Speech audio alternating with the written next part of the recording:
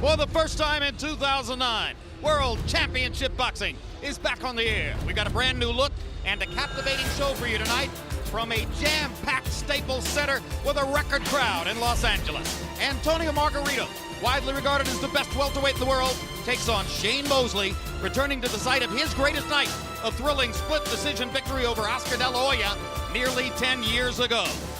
Since losing to Paul Williams in July of 2007, Antonio Margarito has been on a tear, culminating in 2008 with his bruising Fight of the Year candidate 11th round TKO over Miguel Cotto. This is Margarito's first bout since then, taking on a future boxing Hall of Famer.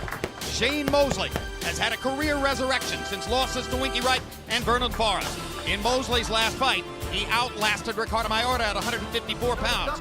But tonight, in moving back down to 147, Mosley believes he's at his optimal fighting weight. We'll see if it's enough against Margarito about 15 minutes from now. And a look at a crowd of 20,820, which breaks the record for Staples Center. Bigger than any Laker crowd, bigger than any rock and roll or country music or R&B crowd, bigger than any political crowd. The largest crowd ever here. Hello again, everybody. I'm Jim Lampley. We bring you to the summit of the welterweight division tonight to see one of the genuine superstar fighters of last year, Antonio Margarito, trying to solidify his position of supremacy in that division against Shane Mosley, one of the great veterans of the sport. Quickly, let's take a look at the glitterati of the welterweight division, maybe the most loaded in boxing. The three belt holders, Margarito, Andre Berto, whom you saw barely winning a title defense against Luis Collazo last week, and Joshua Clottey. And on the same page with them in the discussion for top welterweight in the world, Shane Mosley coming off his knockout victory over Ricardo Mayorga, and Miguel Cotto, who was unbeaten before being defrocked last July by Margarito. And just to gild the lily on this division and show you how loaded it can be, Manny Pacquiao, in his annihilation of Oscar De La Hoya in December, was fighting as a welterweight. Paul Williams, who beat Margarito 2 years ago, has now moved up. In his next fight, he'll fight as a middleweight, but his promoters insist he can still come back down and fight as a 6'2", 147-pound fighter. And Floyd Mayweather, currently retired from his perch as the previous #1 pound-for-pound fighter in the sport. If Floyd Mayweather were to choose to return to boxing, the expectation is it is most likely he would return as a welterweight. What a weight class. Let's turn to HBO boxing analyst Larry Merchant for more on that. Larry, Antonio Margarito proved so much in his beatdown of Miguel Cotto last summer that he is, shockingly to some, an overwhelming 4-1 betting favorite to win this fight. Is he that good? He's that strong, he's that tough, but I don't think anybody is that good. The odds are a reflection of the euphoria his fans felt after that balls-to-the-wall comeback victory over Cotto. So here we are in Margaritaville. His fans feel a special connection to Margarito because he is one of them. He turned pro at the age of 15 to support his then girlfriend, now wife's lifestyle, which included her 3 very small brothers. He's one of those men who, no matter what you throw at him, in or out of the ring, he just keeps coming. Indeed, and he held firm for an interview visit from Larry Merchant to Margarito's dressing room just a little bit less than an hour ago. Tony, you've watched Shane Mosley for many years. What are your thoughts as a fighter watching him? Bueno, es un boxeador con bastante experiencia, un boxeador que ha peleado con lo mejor y me tengo que cuidar de cualquier golpe de él. He's a great boxer, a boxer with lots of experience, and I have to be careful with any of his punches. How do you approach him as compared to Cotto? Do you have to change anything you do? Bueno, estuvimos los sparring adecuados, tuvimos la manopla adecuada.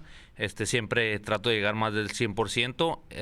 Nomás cambiamos en el estilo porque es diferente estilo. We did the correct sparring. We did the correct mitt work. We try and be more aggressive. The only thing we try to change a little bit is to adapt it to Shane Mosley because it's a little bit of a different style. How? ¿Cómo es? Sí.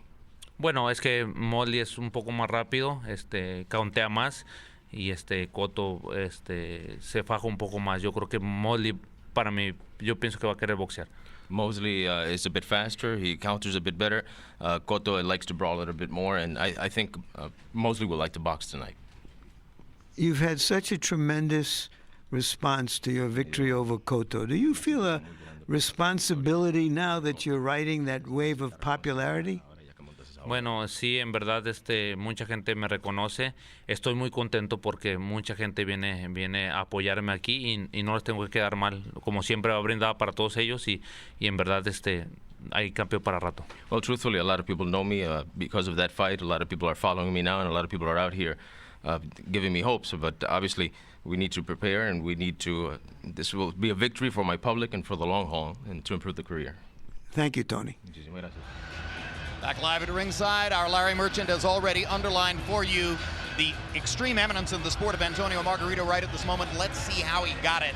And as we look back at what happened last January 26th in Las Vegas between Margarito and the then unbeaten Miguel Cotto of Puerto Rico, we'll also bring in our World Championship boxing ringside expert, Emmanuel Stewart, to comment on the action.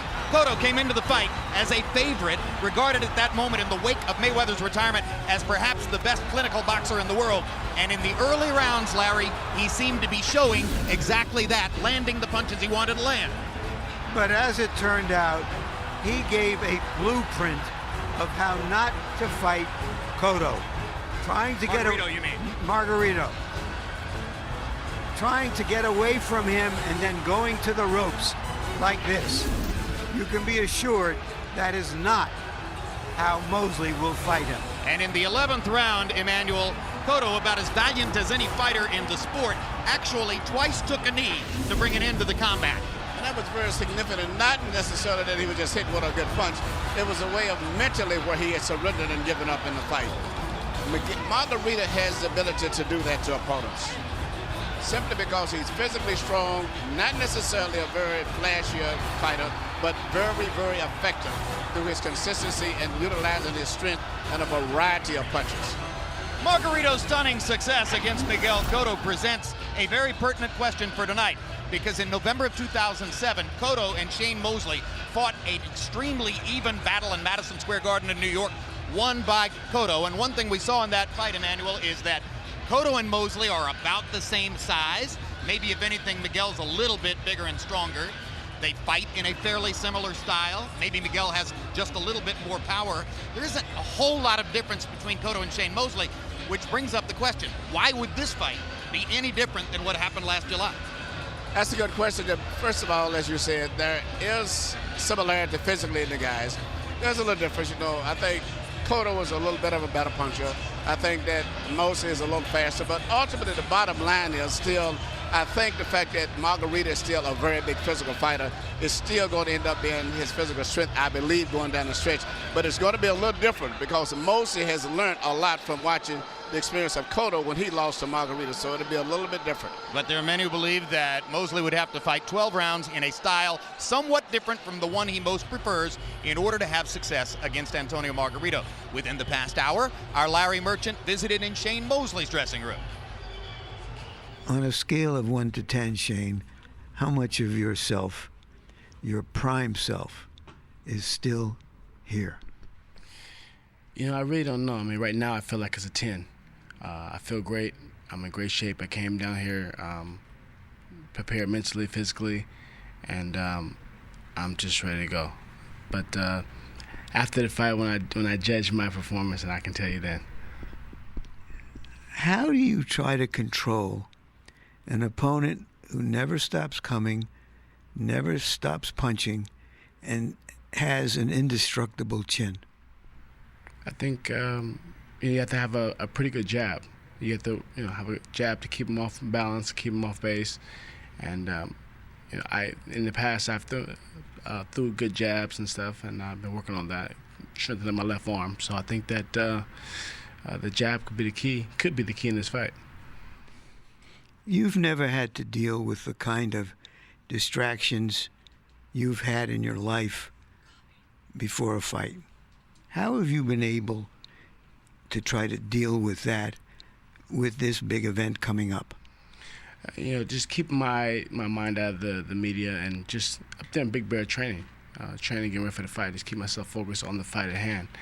Margarito's is a tough champion, a great fighter, and I think that I have to be all there to fight him.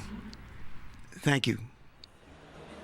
A fighter's dressing room within an hour of combat is in no way an appropriate place to be asking substantive, categorical questions about turmoil in a fighter's life outside the ring, which could affect his performance in the ring.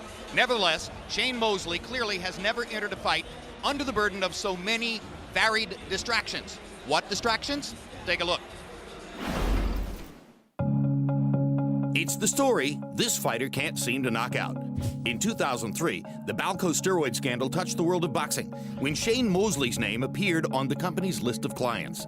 And in December of that year, the fighter testified in front of a federal grand jury about his entanglement in a web of illicit performance-enhancing drugs.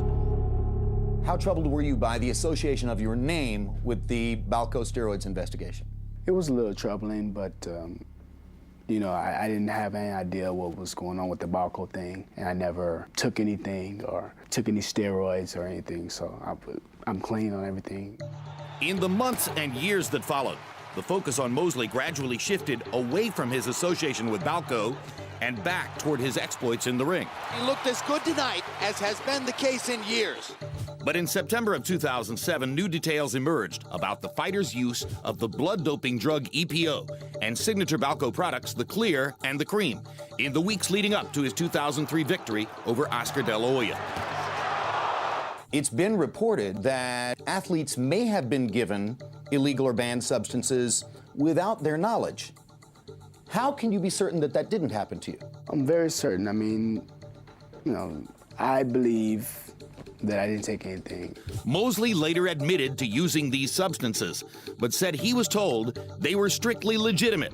But Balco founder Victor Conti publicly disputed that claim, telling the New York Daily News that, quote, "It was all explained up front, and there was no deception." As a result, Mosley filed a $12 million defamation suit against Conti. Through it all, Mosley's boxing career continued. Scintillating fighting down the stretch of the fight by Shane Mosley. Though the Balco story made headlines once again in December of 2008, when portions of the fighter's federal grand jury testimony became public. In the weeks leading up to tonight's broadcast, HBO Sports attempted to secure an on-camera interview with Shane Mosley to address the Balco matter. While our request was at first granted, ultimately it was denied by his attorney, Judd Burstein, who issued this statement. Quote, "Since even before his grand jury testimony, when he passed a lie detector test, Shane has been consistent. He believed and was assured that everything he took or injected was proper. If he were not telling the truth, he would not risk his reputation by suing Conti. Still, he also acknowledges that he did in fact unknowingly use banned substances and apologizes to his fans because he should have been more vigilant and less trusting." And Balco is only part of the drama which has surrounded Mosley in recent months. This past November, he fired his father, Jack, as his trainer. Aside from a brief hiatus between 2004 and 2006, Jack Mosley had trained his son throughout his professional career. Jack's replacement is Nassim Richardson, who guided Bernard Hopkins to his upset win over Kelly Pavlik last October. Further compounding the turmoil, Mosley's 7-year marriage to his wife Jin has come to an end. Jin also served as Shane's manager, a job he has now taken over. It all adds up to a healthy share of tumult on the eve of what may be the most dangerous challenge of Mosley's career. And within the past 48 hours, one of Mosley's many distractions has been removed as a defamation lawsuit filed against him by his former strength and conditioning trainer, Daryl Hudson, was apparently dismissed in court. This had to do with statements Mosley had made back in 2004 to the effect that it was Hudson who had led him to Balco. So mark off one from the long list, but Larry Merchant, it's nevertheless quite a catalog of distractions for Shane to bring into the ring. I mean, lesser fighters have used lesser distractions as excuses for losses. How will all this affect Shane tonight? What he says is well said. And what he says is that if he beats Margarito, it won't be because of Margarito's distractions, such as a letdown from Cotto. And that if Margarito beats him, it won't be because of the distractions in his life. but it's distractions as a plural. We've learned that 2 weeks ago, Mosley had to leave his mountain retreat to come down to finalize the terms of his divorce. It can't help, it may not hurt, who really knows? Indeed, and we're only going to find out all of this as the action unfolds in the ring tonight. Larry talked about the one divorce with Jin.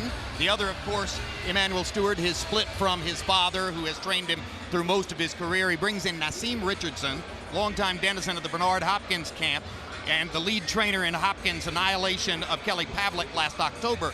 How will Richardson and Mosley work out tonight?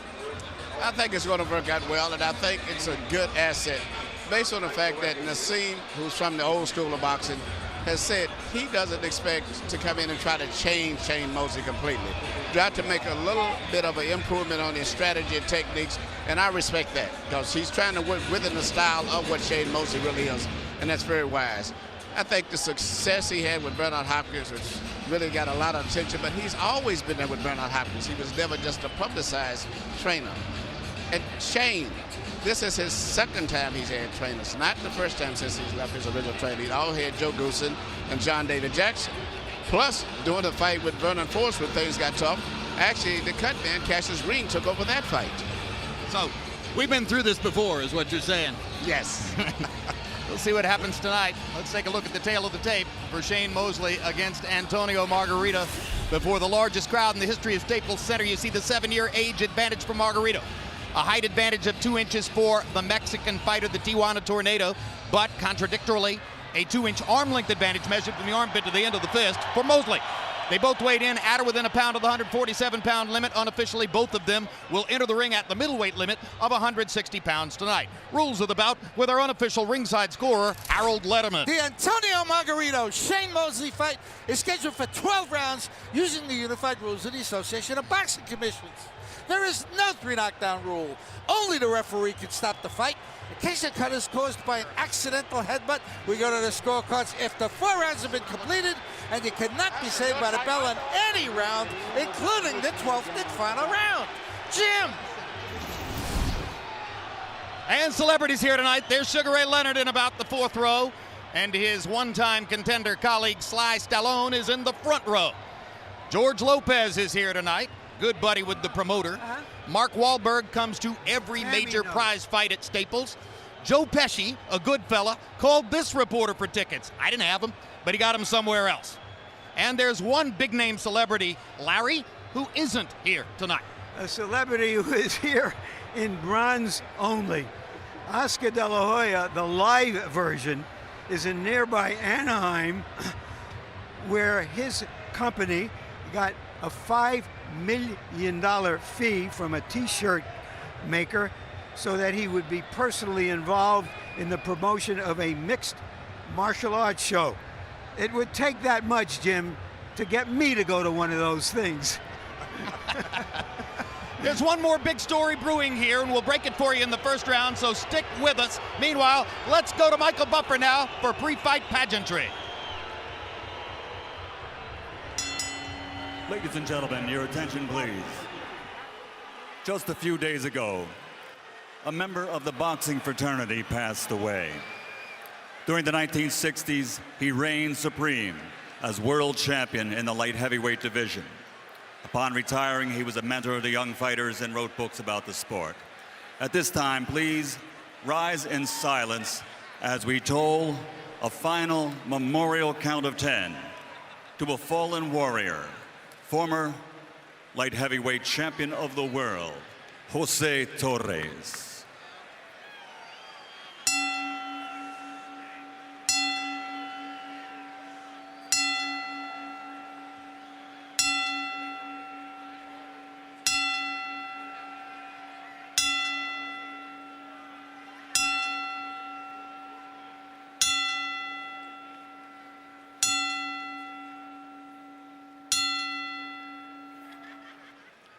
Rest in peace, champion.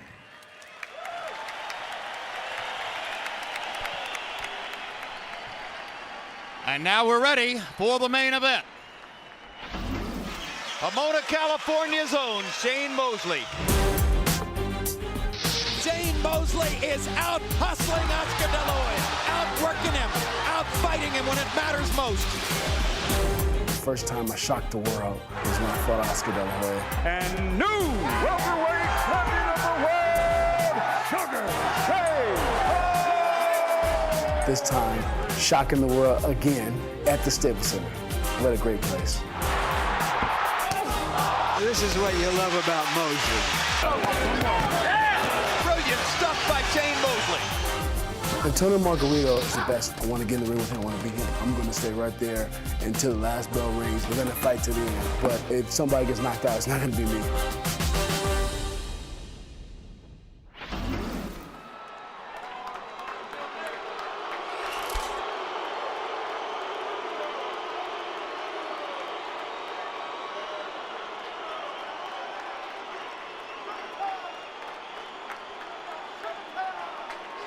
Coming to the ring at this time, the challenger, the Sugar Man, Sugar Shane Mosley.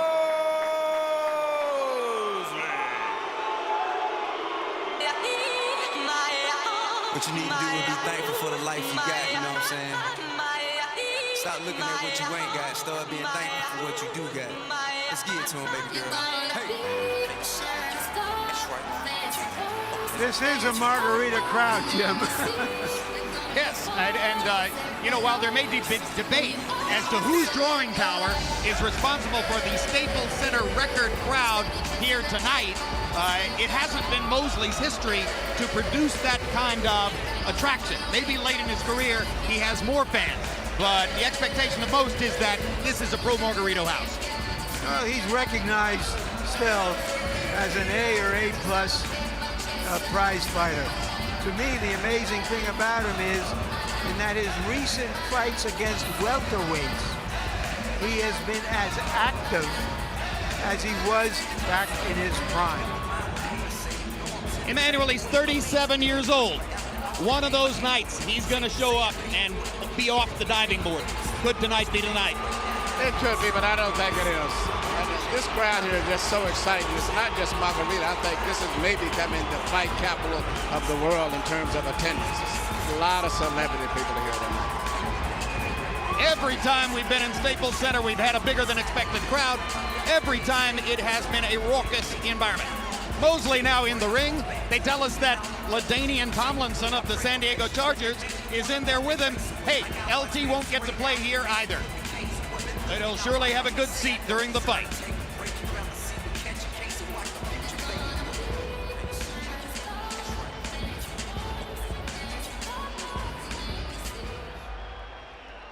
And now the clear favorite, Antonio Margarito.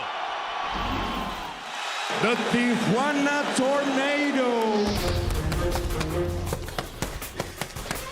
Sabía que derrotando a Miguel Cotto me iba a convertir en el mejor peso welter del mundo.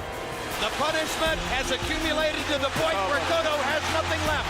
And Antonio Margarito has the victory he's been waiting for all his life. He never stops coming. He's a real puncher. He takes a hell of a shot. Shane, yo creo que tiene mucha experiencia, peleado con lo mejor, y tenemos que entrar muy duro para salir adelante. Antonio Margarito comes to hurt you. Yo voy a ser el mismo, voy a poner presión, voy para enfrente, y me imagino que va a ser una guerra. Margarito wanted to make a statement. How's this for a statement? What a show!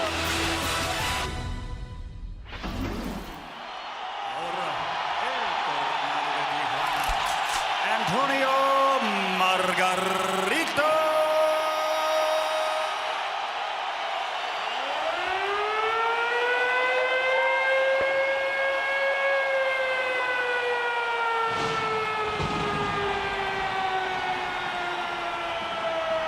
To these fans, his victory over Cotto was reminiscent of Julio Cesar Chavez's victory over Meldrick Taylor and made him an instant hero.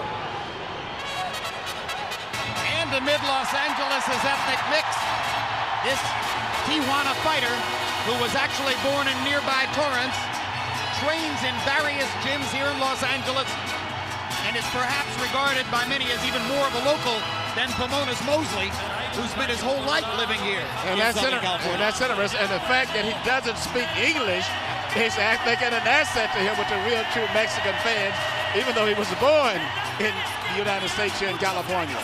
But he's extremely well, like he's reflective of what the Mexican fans call a true Mexican fighter. A deafening reception for Margarito.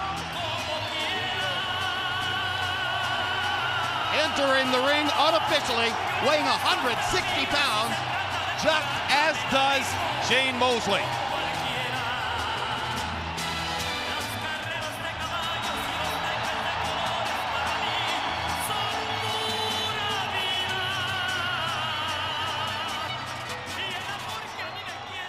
Let's go to Michael Buffer for the official introductions.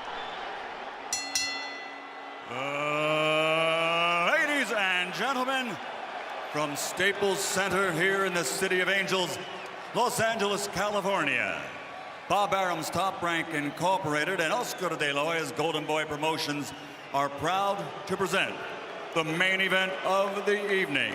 12 rounds of boxing for the WBA Welterweight Championship of the World.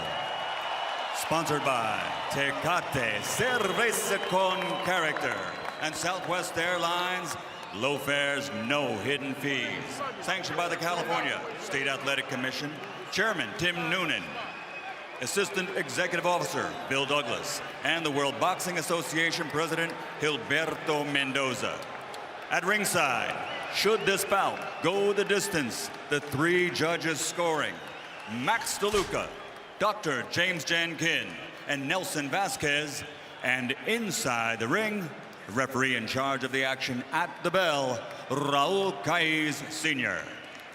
And now, for the 20,820 fans in attendance, the largest crowd in the history of Staples Center, Los Angeles, and the millions watching around the world on HBO. Ladies and gentlemen, let's get ready to rumble!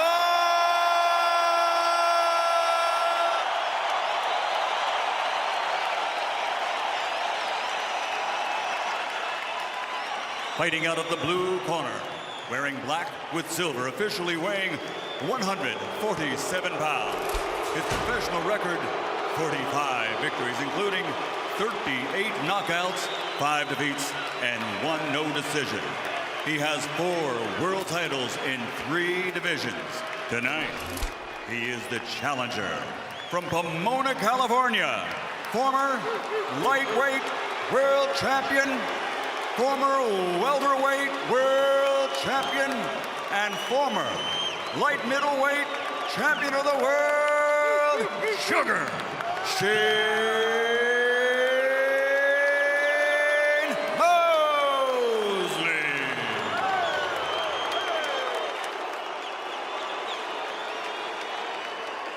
And fighting out of the red corner, wearing red with black, official weight 146 pounds. Professional record, 37 victories, including 27 knockouts with 5 defeats. Damas y caballeros, presentar de Tijuana, Baja California, México, la reina, la defensa, campeón del mundo, the reigning, defending WBA welterweight champion of the world, el Tornado de Tijuana, the Tijuana Tornado, Antonio Margarito.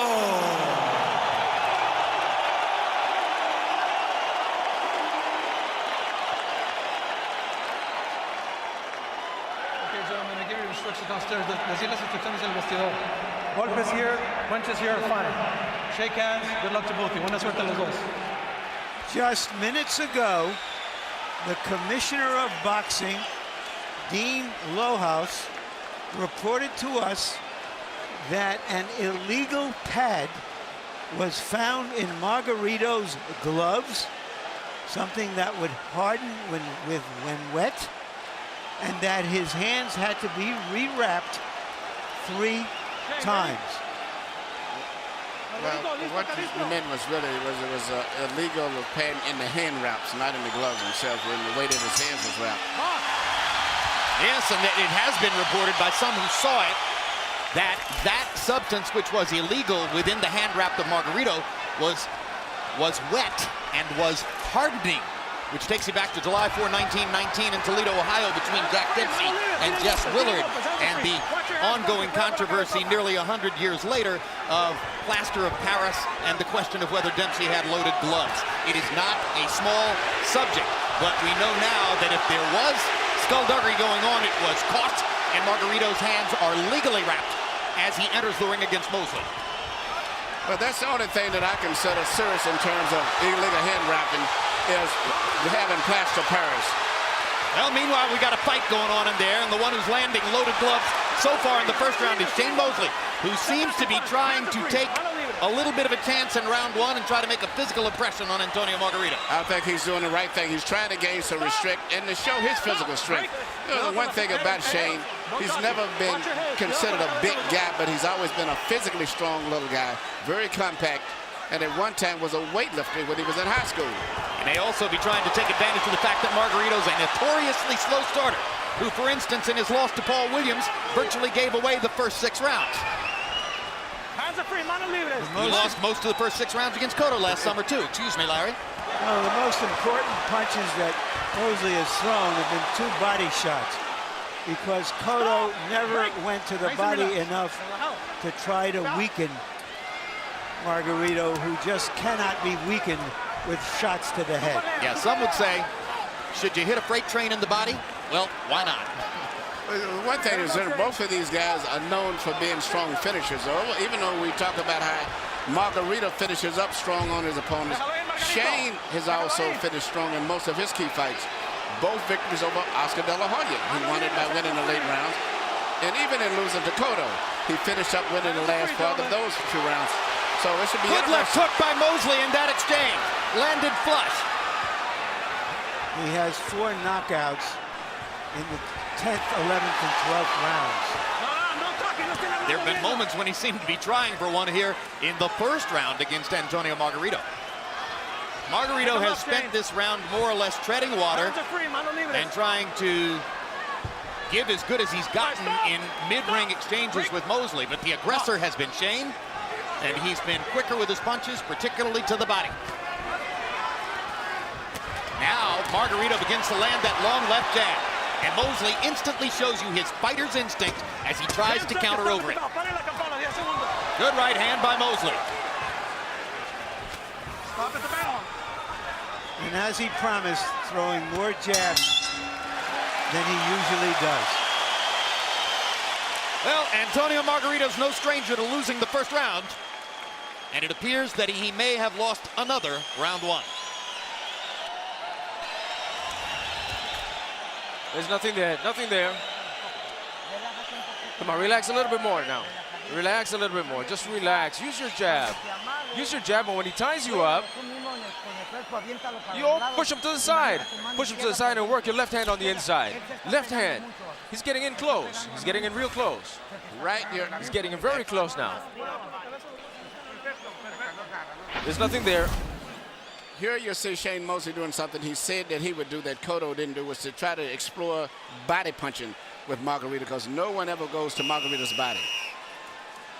And here near the end of the round, you actually see Shane Mosley land a beautiful left hook on the head. That was the best head punch of the round. I agree with Larry that the body punches were more significant because they introduce a wrinkle that perhaps Cotto penalized himself by ignoring. CompuBox numbers in round 1, Margarito 12 out of 64, Shane Mosley 15 out of 58. By and large, if Antonio Margarito only throws 64 punches in a round, he had a slow round. His idea is to get up above 100 at some point. When you move away constantly from a fighter like Margarito, you just provide momentum for him to come at you.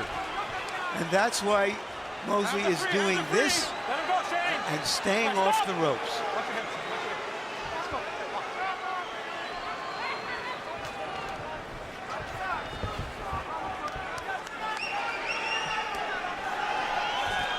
know, we only showed you 5 celebrities in our pre-fight package, but there may be 500 names and faces in this crowd that most Americans would know and recognize. It's quite a star-studded assemblage here in Staples Center as Mosley bulls Margarito to the ropes and again tries to gain some purchase to the body.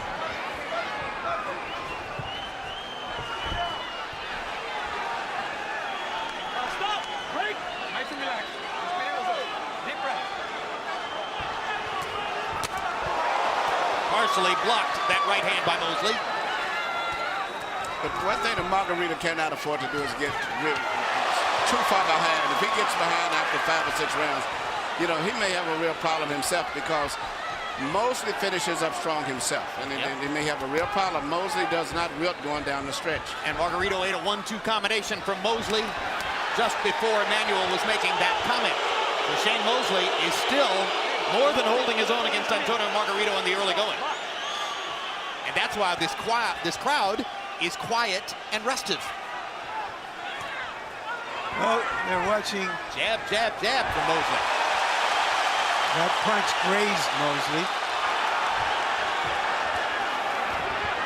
But they're watching 2 irresistible forces and 2 immovable objects. And if you watch the way Margarito's moving forward, he almost gets like a little jig sometimes. He even loses his balance. He's becoming a little bit more aggressive with his feet. They're putting a lot of pressure and forcing Shane to throw more punches in that fight at a faster pace than he probably would like. Total punches thrown in this round show you that the fight is being fought at Shane Mosley's pace. Margarito not yet able to force Mosley up to a 70 or 80 punch per round pace, where the advantage might begin to fall into his favor. Raul Caiz telling Mosley not to use his head in close. I want you to be gentlemen. Dense la mano y cálmese. Go!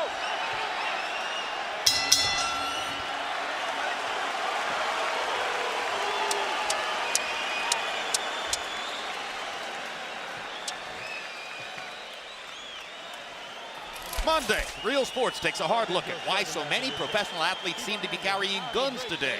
Is it for protection? What caused this trend? And February 23, the premiere of a documentary pretty close to my Carolina heart, Battle for Tobacco Road, Duke versus Carolina. HBO chronicles the fiercest rivalry in college basketball between 2 schools separated by 8 miles. The difference between Durham and the southern part of heaven. Punches in the second round, Margarito 10 out of 59. That's a very poor round numerically for Antonio Margarito. Shane Mosley 13 out of 53 has the comfort right now of fighting at the pace he prefers.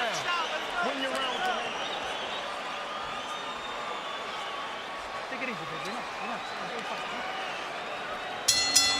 Calmadito, let's go. Round 3 begins. You see that Harold Letterman has given the first 2 rounds to Shane Mosley. Partially reflective, we think, of the pace of the fight, which so far favors Shane. Shane's faster hand speed has been a big difference right there because Margarito is not really a super fast fighter, but in every area he's good. Not superior at any of them, but just good.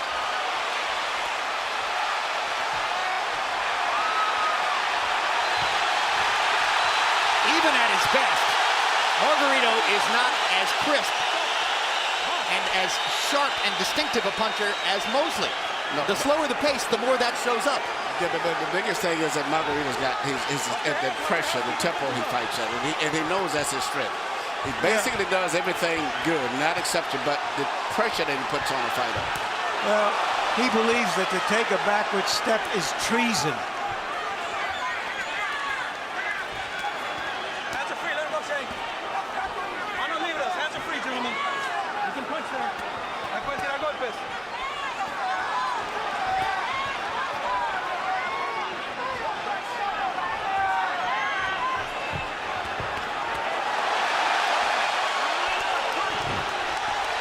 Margarito lands his trademark uppercut, turns to talk to Caiz about another headbutt.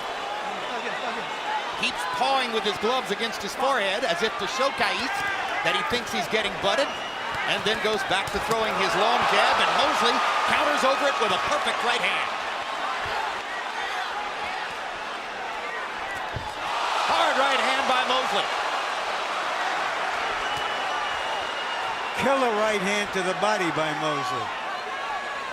And the early returns would seem to indicate Mosley and Nassim Richardson is a team that should have happened a while ago. Well, if Mosley could continue to do this, because Margarito gets hit early, as we saw with Cotto and a lot of the other guys he fought. But still, can you be able to do that for him around the 8th and 9th round? Because he takes a good punch. And most likely we'll be there for the 8th and 9th round.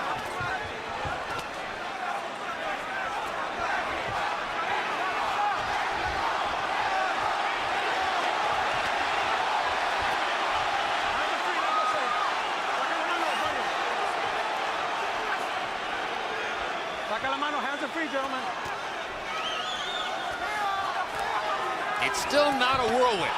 It's no tornado in there, although Margarito lands a good right hand, and then Mosley follows with a sharp right hand of his own. And Margarito says, all right, we're going to fight. I love it. Now let's begin to trade, because this is my fight. And he takes Mosley's hard left hand shot.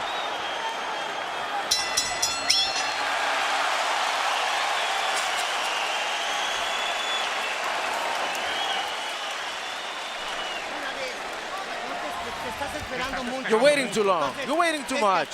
Come on, you've got to attack. When you're tying up, no, don't tie. You be first. You be on top of him. Jab, jab, right hand. When he attacks and you block, then go in. Go in and throw. And all of a sudden, he looks up. He looks up, ready for a battle. Get him on the inside, straight from the chin in. You're going to catch him. You're going to catch him with that right hand. How do you feel? Good.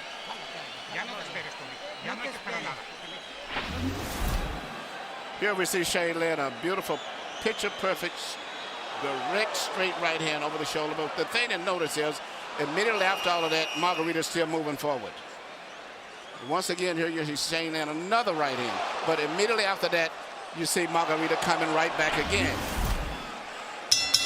Let's keep it like that, babe. Let's keep it like that. CompuBox numbers in round 3. Again, Margarito 16 out of 65. 22 out of 65 for Mosley. They're starting to speed up. It still favors Shane. Harold, how do you have it through 3? That's it, Jim. 3 rounds to nothing. 30-27, Shane Mosley. Jim, in round 1, I thought Mosley ruined it with, really got to him with that overhand right. I mean, he just landed it over and over and over again. Round 2, Shane Mosley went to the left jab and out-jabbed him. Beautiful left jabs in round 2. Round 3, back to the sneaky right hand, doing much more damage. The problem is, nothing stops Margarito. It just keeps coming when he's getting hit by Mosley's best shots. 3-0, Mosley. But Mosley's building a lead on the scorecards. And in his entire career, a professional since 1992, Shane Mosley has been knocked down once. That by Vernon Forrest in their first fight, and never knocked out. No, that's what I was saying. Margarito cannot afford to get too far behind because Mosley may not wilt as fast as the other fighters he has fought in the past. In particular, if he gets 5 or 6 rounds, all he has to do is win 1 round somewhere, and he will win the fight. That's how Paul Williams beat Margarito. Won the first 6 rounds, won the 12th. Margarito's comeback was for naught. He thought he had won, but the judges had it for Williams. As soon as his back hit the ropes, you saw Mosley bounce back into the middle of the ring, not wanting to give Margarito a chance to build up any momentum. That's what Cotto didn't do last summer. Yeah. And Margarito, he eats those punches like M&Ms. It just doesn't bother him.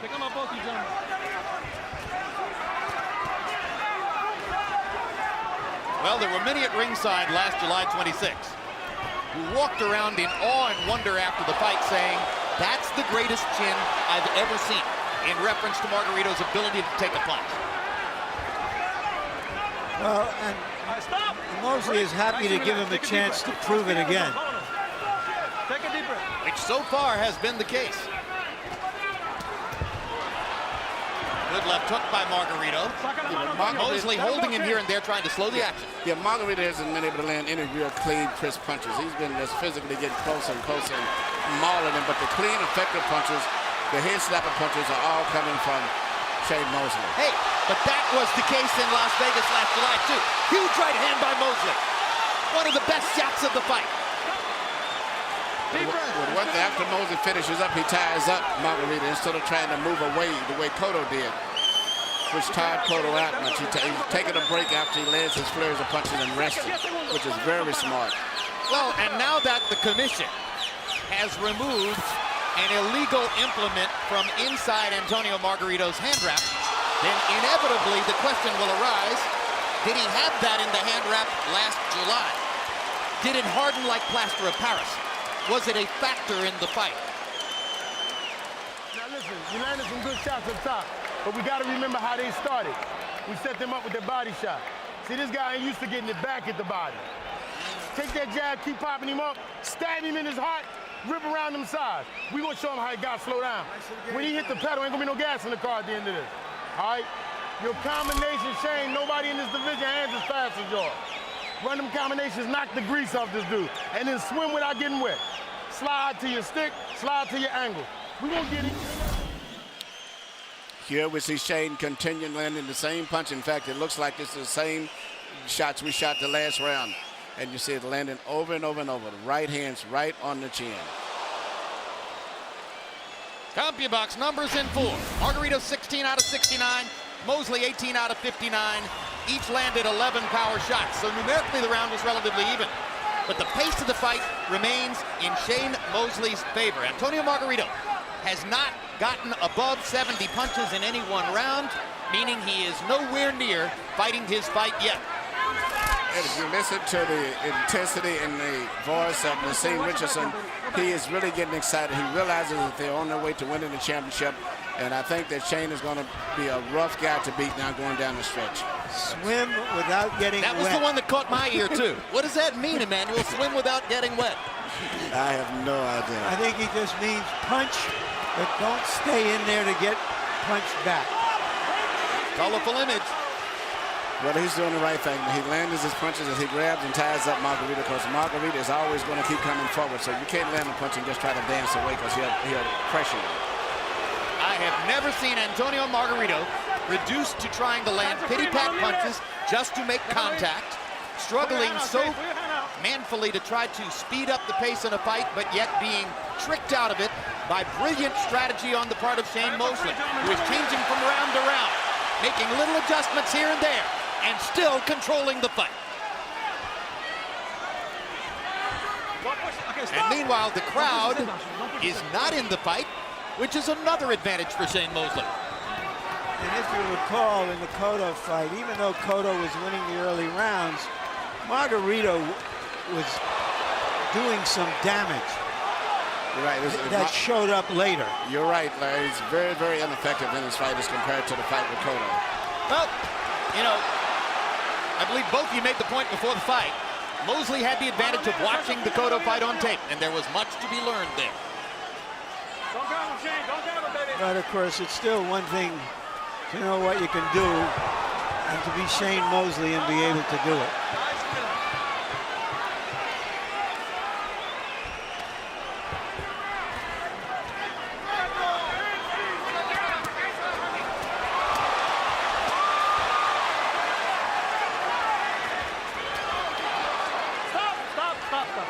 Relax, relax.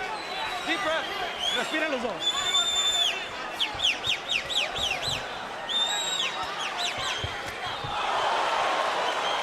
Blood from the mouth of Margarito after that left hook. Come on, baby. Good buggy whip right hand body shot by Shane Mosley. And as we reach the end of round 5, the math begins to look very forbidding for Antonio Margarito. I agree, Jim. Margarito's on the verge of losing the championship now. I don't think he can come back as devastating as he did with Cotto. He has lost, in my view at least, the first 5 rounds of the fight.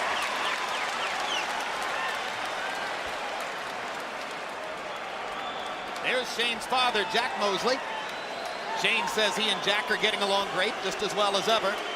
Jack was somewhat embittered by his removal as Shane's trainer the first time around, but hasn't expressed any of that this time. He's a man who loves the limelight. Let's keep him off the back of the head, please, oh. Let them fast hands win the round for you, Shane. Careful with the head. Careful with your head. You're going to get cut. You got to work with the left. Inside. Left on the inside, left up top, right over the top, then left. Because he's going over to the left. He's leaning over to the left. He's open for that.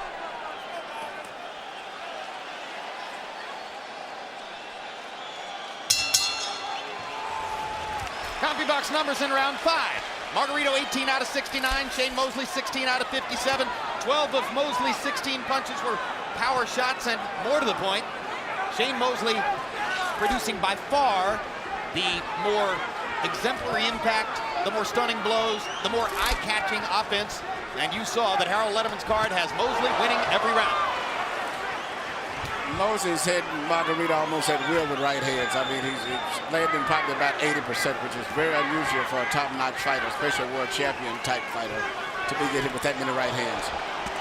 He seems to have no defense except to just hit it and try to just get hit and try to just punch after he gets hit.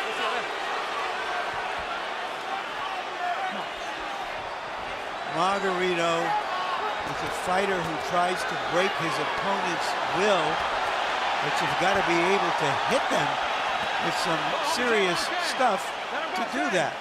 And he hasn't been able to do that seriously.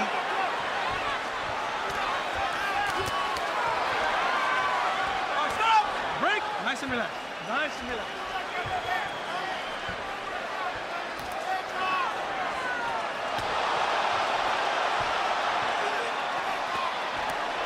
Watch your hands, gentlemen. Okay. Cuidado con la pinche cabezota. Watch your hands. All right, let's go. No, you're cool. You're both okay. Están bien los dos.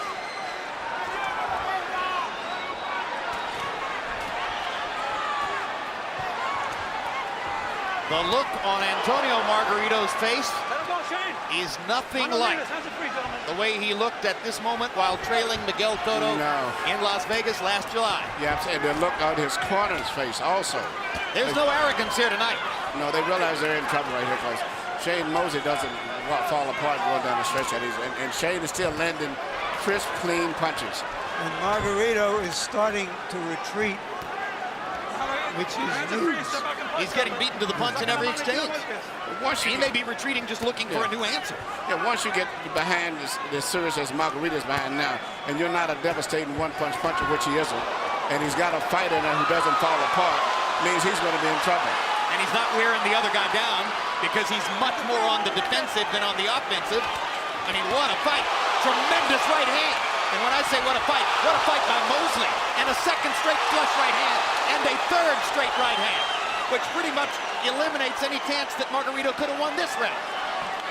And the whitewash seems to be continuing in Staples Center. Antonio Margarito, a 4-1 betting favorite, is nowhere in the fight so far against Shane Mosley. And we are halfway done. And his arms appear weary.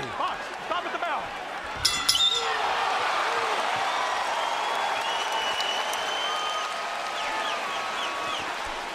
That is a look-up defeat.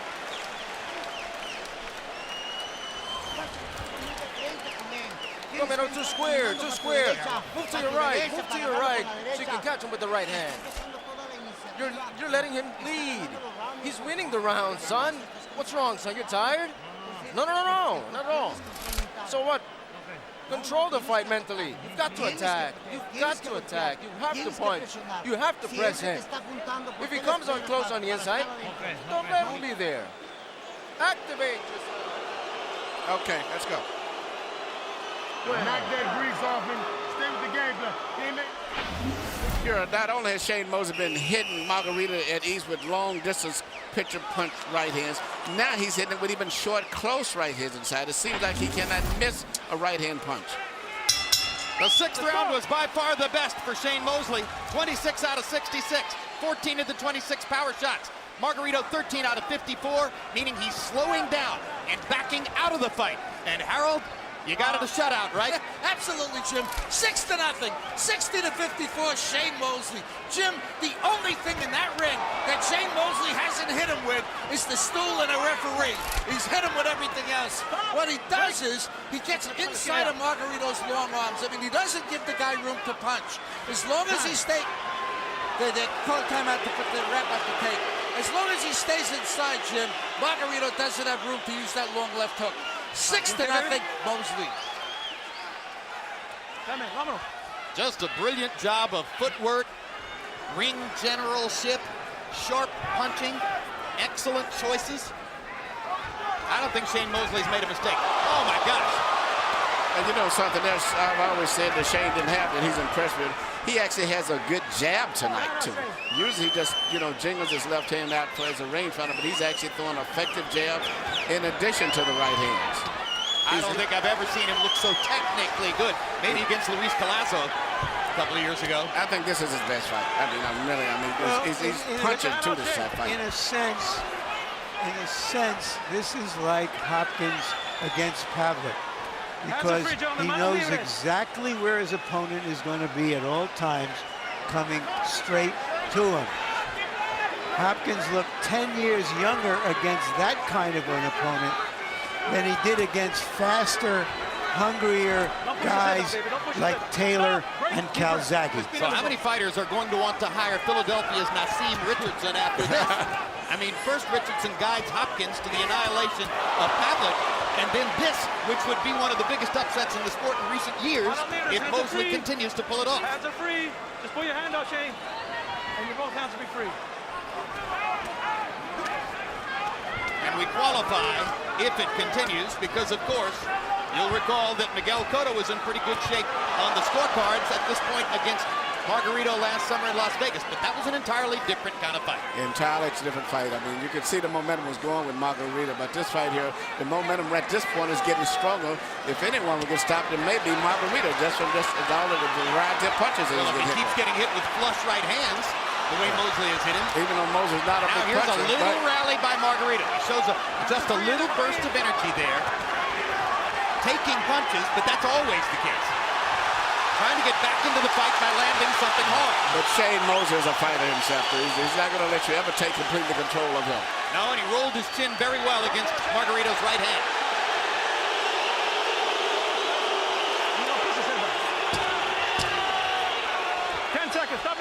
Nice warning Margarito against low blows. Warning Mosley against butts. And the light momentarily went back on in Antonio Margarito's eyes. But I'm not sure that means he won the round.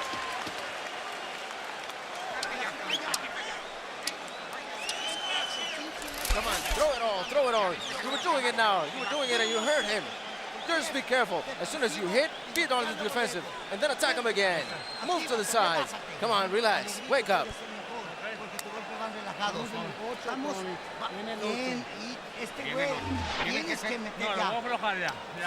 There's a bumper crop of hot young prospects in boxing. Some of them you will see in February on HBO, including that man, James Kirkland, a huge puncher at 154 pounds in an excellent fight against Joel Julio. And that man, Victor Ortiz, one of the hottest young prospects in the sport. And he will also appear in February on HBO. Ortiz was ESPN.com's Prospect of the Year for 2008. That last round was the best round for Margarito, so I assume he'll get it in comparison to his other rounds. So he's going to have to put more of them together. That was what we call a comparison round compared to the others, but it still probably, in my opinion, didn't win it, but he probably would get it on the scorecards because it was better than what he did before. There's another flush right hand for Mosley, perfectly set up by a good left jab. He can't miss a right hand. It's almost as if Margarito is trying to break your hands with his jaw. Larry, is exactly what I was thinking about. He's hit him so much that his biggest danger there is really hurting or breaking his right hand. Margarito got in a quick left hook. Nice and relaxed, nice and relaxed. But we're into the 8th round of a scheduled 12, and not once has the Tijuana Tornado managed to get above 80 punches thrown in the round. And in past fights, such as the second half of the Cotto fight, it wasn't unusual to see him throw more than 100 punches in the round. Almost all of them hard punches. Just haven't seen it tonight. But the thing, Shane can get hit and do it, and then he knows whenever he wants to, all he has to do is to land that fast right hand and put things right back on track again.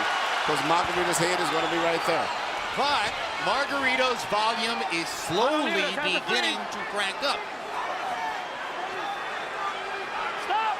Break, But as I said earlier, Jim, once he lost 5 rounds and 6 rounds, I mean, that's serious. It's the 3rd round maybe, but when he started in this half, it's very hard to win a decision right now. For Mosley. I mean, for Margarito. For Margarito. He's too far behind with a guy who doesn't fall apart. And who is still effectively controlling the pace of the fight. Yep, and when he wants to throw that right hand, he knows he can throw it, and a hit is going to be there at the end of it. Crowd is trying to urge Margarito back into the fight. They like the right hand he landed there. But once again, Mosley backs him off with sharp combinations. This what makes this a good fight. These are two guys who both refuse to let someone take total control. As soon as Shane looks like he's in trouble, he'll start firing back, and Margarito does the same thing. But Shane has better hand speed. I believe that Shane's going to still have to win another round or Margarito two. was stunned by the right hand. Margarito has not thrown since Shane landed that combination. Mosley has Margarito in trouble on the rope. Staggers him with that right hand. He's about one more right hand away from going down. And he doesn't know how to try to use and survive like most fighters do. He's not used to being in this position. Good left hook by Mosley. That was a knockdown. He went into the rope. And there's the knockdown. And Margarito looks like a beaten man. Wobbling on his feet. Let's see if Raul Keys is going to let him fight. The bell ends round 8, saving Antonio Margarito from a possible knockout. And he staggers to the corner. He's got no legs. How are you? How are you? Water, where's the water? Come on, son, how are you feeling? Come on.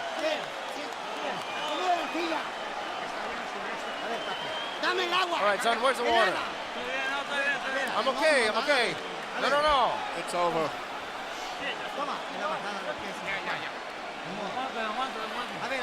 Let's see. I'm okay. No, you're not. No, you're not, son. That's it. Here, no, please. Here you see the left hand that hurt Margarito. He shots an uppercut and then comes back with a left that hit all of the power because he got, and then after that it was just a matter of following through. And from this that is point another forward. left hook. But Shane is lunging forward with full force and weight on all of his punches. There are people in Margarito's corner who are not sure they should send him out again. If I was but how could you not send out a warrior like him? Round 9 of a scheduled 12.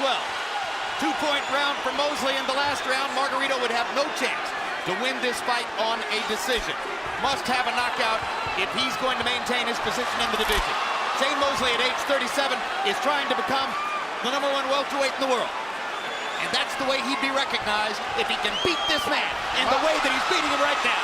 Margarito has no defense at all for punches. This fight could be stopped any second now. Margarito is getting hit flush with every right hand. There's another one. There's a big left hook. Why not stop it now? And there's the white towel from the corner, and Shane Mosley has annihilated Antonio Margarito. Can that man fight?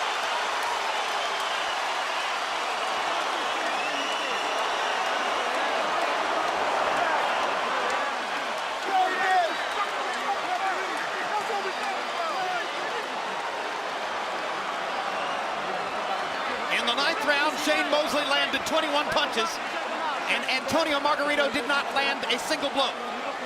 Before the largest crowd ever to enter Staples Center for any kind of event, Antonio Margarito has lost his welterweight supremacy to Shane Mosley.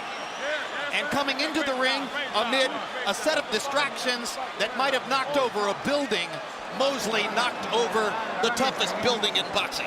I am thoroughly impressed, and I would say this and somewhat very surprised. This performance here is just unbelievable, and he did everything. Let's watch the finish. Margarito tries to make every fight a laboratory of pain, but he's the only one in pain here tonight.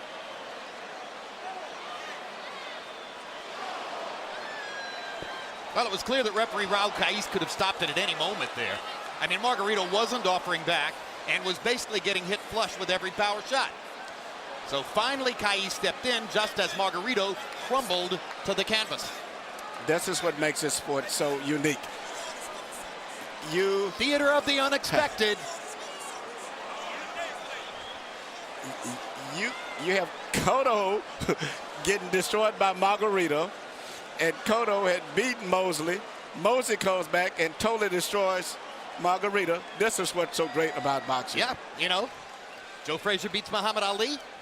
George Foreman walks over Joe Frazier. Muhammad Ali beats George Foreman. That's what we love about boxing. Let's go to Michael Buffer for the particulars on the shocking upset. Ladies and gentlemen, the end comes at 43 seconds of round number 9.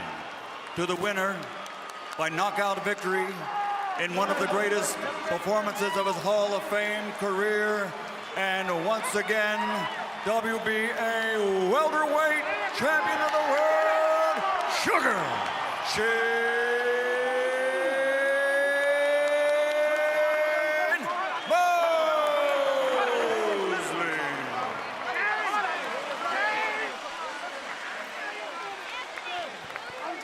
Final CompuBox numbers on this stunning one-sided disposal of Margarito by Mosley. Mosley lands 70 more punches, throws 22 more, and connects at a 13% higher rate. Mosley landed 49% of his power shots. We have told you many times, if a fighter lands close to half or more than half of his power shots, chances are he got a big victory. And now Larry Merchant stands by with the #1 welterweight in the world, Shane Mosley. Thank you, Jim. Shane, is it possible that all the distractions everyone has been talking about motivated you to one of your great performances? You know, I think it did motivate me a little bit. I mean, I've been Big Bear. You know, my new trainer, Nazim Richardson, did a great job, and then we had a great game plan. You know, my stretch coach, strengthening Gustavo Santarani. We all up there, Anthony Randolph, everybody, we up there. We train hard. We train very hard up there. Shane, everybody trains hard. No, but not everybody can do what you did tonight. How did you do it? Focus. I focused on the game plan. This is good training, good coach. This was my night. You know, everybody came out here like the first time when I stepped foot in here in the Staples Center. They came out to witness a great fight. And with Margarito, they knew it was gonna be a great fight, and we fought our butts off. When you say your coach, did you get a new look and a new strategy from your new coach that you believe helped you to win? Well, I'm not sure if it was a new strategy or anything, but I know that we did have a plan and a strategy of what we wanted to do in the fight, and we executed it, and we did it. In Capsule, what was that plan? And what was the execution of the plan you had in Capsule? Well, I mean, the plan was, you know, I knew he was going to walk into the punches. I knew that he was going to come right forward. It was kind of an easy plan to do because, you know, Margarito fights hard. He fights one way, but he fights very hard, and not just anybody can beat him. He's a great warrior, a great world champion. You just can't beat Margarito. You have to be a special person. And that special person was me. Did you imagine that you could actually stop Margarito, who has never been anywhere near a knockout? Well, you know, I tell you all the time, Larry, I always go for the knockout. So when the fans should know, when they come to see Shane Mosley, Shane is going for that knockout. We're going for a great fight. And the same thing with Margarito. I knew he was going for a knockout, too. Let's take a look at those knockdowns, Shane, and help me describe them. This is round 8, the first round.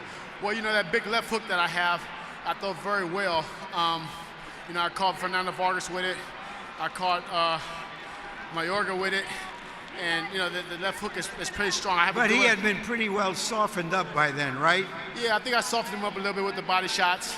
You know, he was throwing some good body shots as well. We both was catching each other with great body shots. But like I told you, I'm a big welterweight too. I have great hand speed, and I have good hitting power. And not just anybody can stand up to it. What was it like for you to go in for the finish of that fight, knowing that it was inevitable by that time? It was very exciting, I should say. I mean, I know quite how to attack him, how to get to him, because I didn't want him to lose that buzz that I knew he had after the bell ended. I said, oh man, he might recover now. And I knew he was going to come back very hard because he's a warrior. He's going to fight to the end. And that's how all us California fighters do. We fight to the end. Looking around at this giant crowd of over 20,000 people, Oscar's statue out front. You think you belong there now? You're the first fighter that ever fight here twice, and you've done pretty well here. I think my statue will probably be up there right along with Oscar's. Me and Bernard. I mean, we're both part of Golden Boy Promotions. Oscar was up there first. Me and Bernard can get up there second. Golden Boy Promotion team. I asked you before the fight, on a scale of 1 to 10, where were you? You said you'd tell me after the fight. So is this a 10 or a 12? You asked that question for me, Larry. I mean, I haven't got a chance to see the fight, but I know that my hitting power was a 10. Thank you very much. Congratulations on a great fight, Shane. Thank you. All right, Tony. You are on top of the world for months and months after the Cotto win. What happened tonight? Bueno, en verdad le doy crédito a Mosley. Yo lo había mencionado, tiene una gran experiencia. La esquina quiso parar la pelea. Yo en verdad, yo me sentía bien, ¿no? Pero la esquina es la que mira. Truthfully, all credit to Mosley. I said he's a great champion. He's a great fighter, and my corner wanted to stop the fight, but I said no. I wanted to continue. If the fight were to end, you wanted to be knocked out. Si la pelea iba a terminar, tú querías que te fueran a tumbar. Es la única manera de perder. Bueno, realmente sí, en verdad, estoy contento porque todo este público vino a apoyarme a mí. En verdad, yo quería pelear hasta que se acabara la pelea. Mi esquina paró la pelea, pero pues ni hablar. Ellos son los que están mirando, pero yo dentro de mí me sentía bien, en verdad. Truthfully, that is true, and I'm very happy for all the public that came here to help me. But I feel I could have continued, but my corner wanted to stop the fight. What made Shane Mosley so dominant over you from the first round to the end? Bueno, yo creo que yo lo mencioné, tiene una gran experiencia. Tal vez los amarres de él ya cuando lo trataba de lastimar ya me abrazaba, ya lo tenía encima y no puede extender bien mis brazos. I mentioned it. He has a great experience, and also when he got on the inside, he was able to clinch, and I couldn't get him off. So that he did not give you the room to do what you would like to do. En verdad, sí, yo lo mencioné, bueno, tiene una gran experiencia, ¿no? Tal vez no fue mi noche, a lo mejor me estudió bien, quiso cortarme la distancia y lo alcanzó a lograr, ¿no? That is truthfully the case, and he's a great champion, and maybe he studied me well, maybe he wanted to get in close, and that's what happened. Can you now go forward and fight the rematch with Cotto in your next fight? Bueno, sí, vamos a platicar con la empresa a ver qué es lo que nos va a tener, pero en verdad solamente tuve una mala noche. Me voy a volver a levantar como lo hice, en verdad, y voy a volver a ser campeón del mundo. Well, truthfully, that'll be the case. I had a bad night, and once again, I will lift my arms as the champion of the world. Thank you very much, Tony. Jim? Well, before tonight, you would have said that the greatest win of Shane Mosley's career was his first victory over Oscar De La Hoya in Staples Center in 1999. Now that's number 2, because Shane came back to Staples Center and produced one of the greatest upsets in recent years, beating Antonio Margarito, who frankly looked unbeatable to most last summer against Miguel Cotto. What a performance, Emmanuel. I am totally shocked at this performance tonight. Between the 10 rating, I would almost give him a 20. I mean, he was so devastating in his punching power. He looked like a 19-year-old kid, combinations.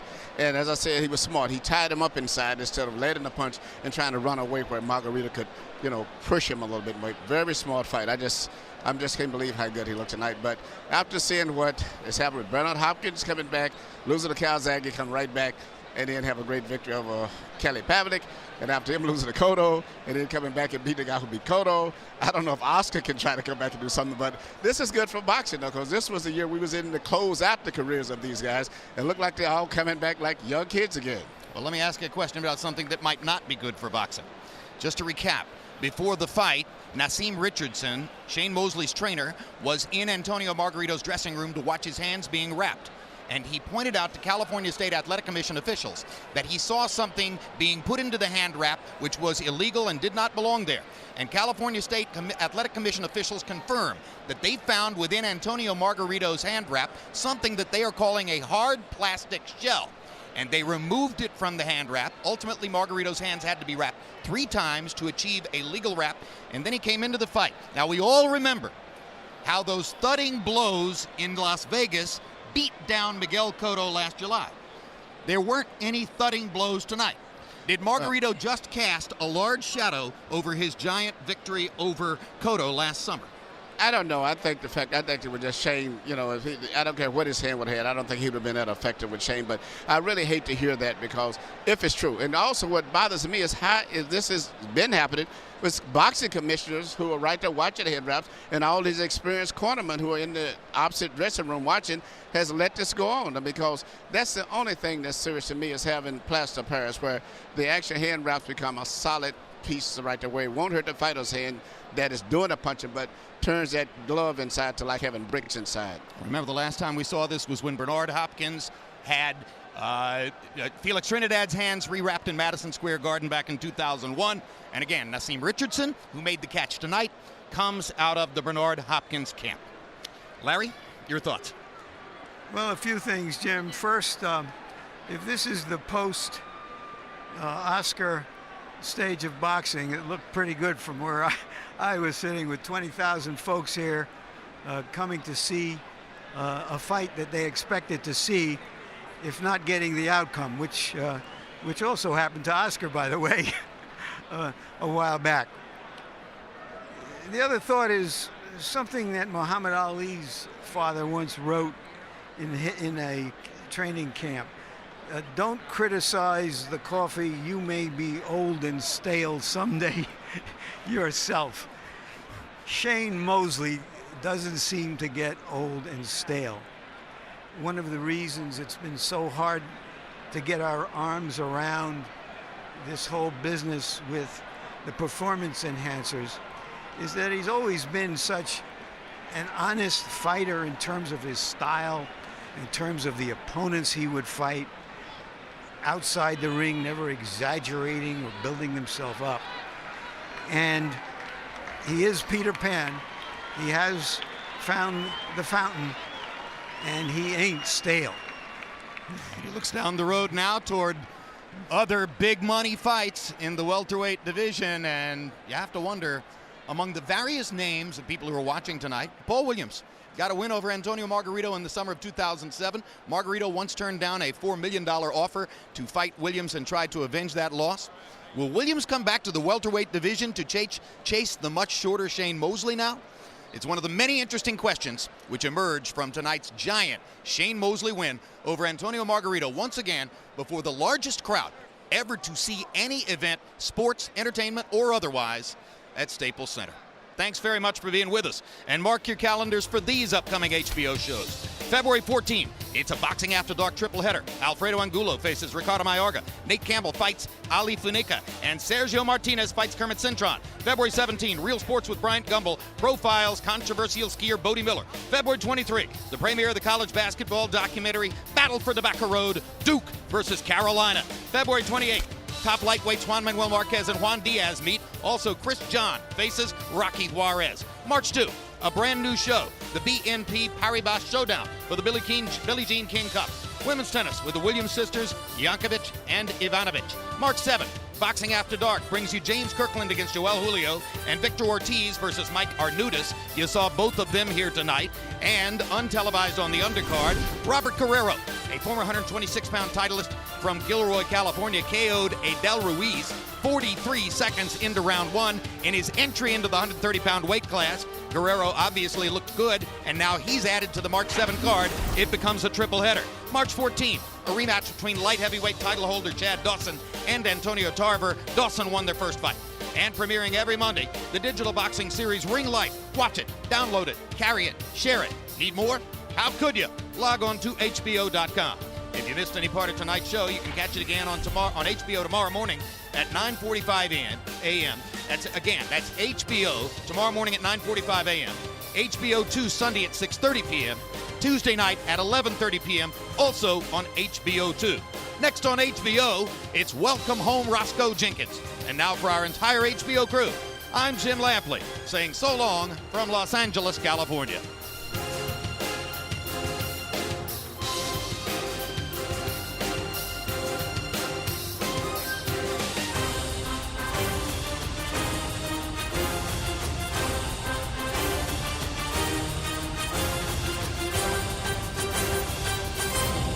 This has been a presentation of HBO Sports.